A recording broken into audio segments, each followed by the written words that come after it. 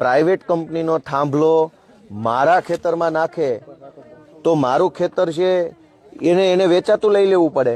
જેટલો થાંભલો નાખવો છે એટલી જગ્યા વેચાતી લઈ લો, તમારા નામનો દસ્તાવેજ કરાવો, મને જે ભાવે પોસાય એ ભાવે હું વેચીશ ને તમને જે ભાવે પોસાય એ ભાવે તમે ખરીદો ને લઈ લો ને પછી દિવાલ લગાવી દો। પ્રાઇવેટ કંપનીનો થાંભલો ખેડૂતના ખેતરમાં શું કામ? અને સરકારી માણસોની હોશિયારી પણ ઓછી નથી।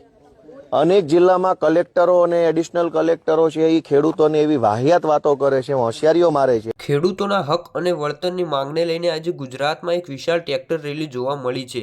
ખેડૂતોનો આક્ષેપ છે કે ખાનગી કંપનીઓ દ્વારા તેમના ખેતરોમાં વીજળીના થાંભલા અને લાઈનો નાખવામાં આવી છે, પરંતુ તેના બદલામાં યોગ્ય વળતર આપવામાં આવતું નથી। આ મુદ્દે ખેડૂતોનું કહેવું છે કે તેમની જમીન અને ખેતરોનો ઉપયોગ કરવામાં આવે છે તો તેમને યોગ્ય વળતર મળવું જોઈએ।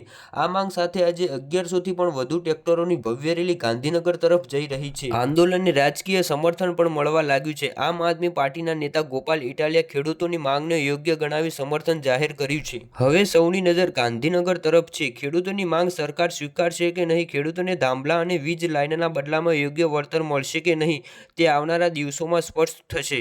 આ વાતને લઈને મિત્રો તમારું શું કહેવું છે કમેન્ટ કરીને જરૂરથી જણાવતા જજો। અને મિત્રો વિડીયો ગમ્યો તો ચેનલને લાઇક, શેર અને સબસ્ક્રાઇબ કરતા જજો।